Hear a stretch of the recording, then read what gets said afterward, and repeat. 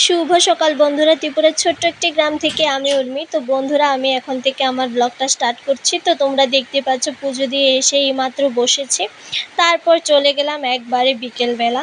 তো বিকেলবেলা বাজারে গিয়েছিলাম, বাজার খরচ করা থেকে শুরু করে সব কিছু আমিই করেছি। তো দেখতে পাচ্ছ, এইসব কিছু দেখে মনে হচ্ছে যে আমাদের বাড়িতে আজ কোনো না কোনো তো প্রোগ্রাম আছে। হ্যাঁ, তোমরা ঠিকই বুঝতে পেরেছ, প্রোগ্রাম তো আছে। আর মা দেখো মশার যন্ত্রণায় এটা কি যেন করছে। তো যাই হোক, আমি কি যেন বকবক করছি।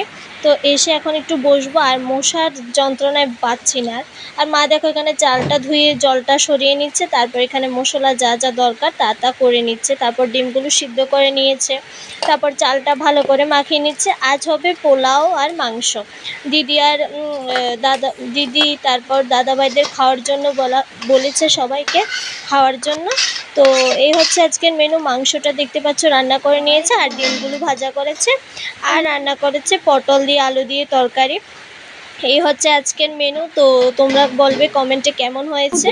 আর দেখতে পাচ্ছ বৌদি ওরা খেতে বসে গেছে। প্রথমে ওরা খেয়ে নিচ্ছে, তারপর আমরা খাবো।